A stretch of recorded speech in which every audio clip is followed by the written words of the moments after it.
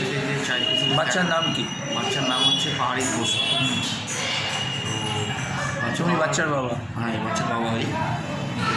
তো ও হওয়ার পরে যে চাইল্ড স্পেশালিস্টকে দেখাতাম, ভালোই দেখাচ্ছিলাম, 6.5 মাস বয়স অবধি ভালোই দেখছিল, ঠিক ছিল। হঠাৎই একদিন ডাক্তারবাবু আমাকে বললো যে ওয়েটটা অনেক কম লাগছে, তো তুমি একটা রিপোর্ট করাও বলে আমাকে একটা ব্লাড টেস্ট করতে দিল, সিবিসি টেস্ট। সে সিবিসি টেস্টটা করানোর পর ডাক্তারবাবুকে দেখাতে ডাক্তারবাবু দেখে বললেন যে এর ইমিডিয়েট ব্লাড দিতে হবে, ব্লাড অনেক কম আছে। তো ডাক্তারবাবু একটা আন্দাজ করেছিলেন যে একটা থ্যালাসেমিয়ার সম্ভাবনা দেখেছিলেন। তো এটা ছিল হুগলিতে দেখাচ্ছিলাম। এখানে হাওড়াতে যখন নিয়ে আসার পর আমি ডক্টর সুভাষিস সরকারকে দেখিয়েছিলাম। সুভাষিস সরকার দেখে সব কিছু দেখে বললো যে এটা থ্যালাসেমিয়া রয়েছে। আচ্ছা, আর উনি জিজ্ঞেস করলেন যে আমাদের দুজনের থ্যালাসেমিয়া আছে কিনা। তো আমরা বললাম যে আমরা ক্যারিয়ার ছিলাম। তো সঙ্গে সঙ্গে উনি বলেন যে উনি রেফার করলেন এই থ্যালাসেমিয়া হসপিটালে যে আমাদের বাচ্চাকে ব্লাড দেওয়ানোর জন্য। তো ওনার রেফারেন্স থ্রু আমরা এখানে আসি, এসে ব্লাড দিই। প্রথম থেকে এখানেই ব্লাড দেওয়া হচ্ছে। আর আমি পরে যোগাযোগ করি আমাদের নারায়ণী সুপার ফেসিলিটি হসপিটালে, যেখানে ডক্টর রাজীব দে বসেন। সেই রাজীব দেকে আমি দেখাচ্ছি, এখনও দেখছেন, রাজীব দেকে দেখাচ্ছি, উনি ট্রিটমেন্ট করছেন আমার ছেলে।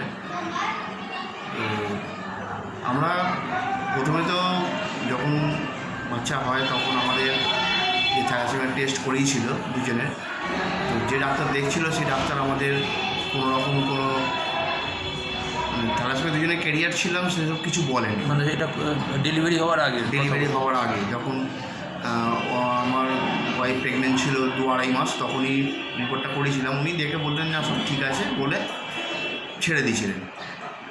তো আমরা একটা সন্দেহ করি কারণ যে ওষুধ দিচ্ছিল সেই ওষুধে আমার ওয়াইফ মানে ঠিক মতন সুস্থ হয়ে দাঁড়াতে পারছিল না, সবসময় যেন অসুস্থ হয়ে যাচ্ছে, ঝিমিয়ে থাকছে।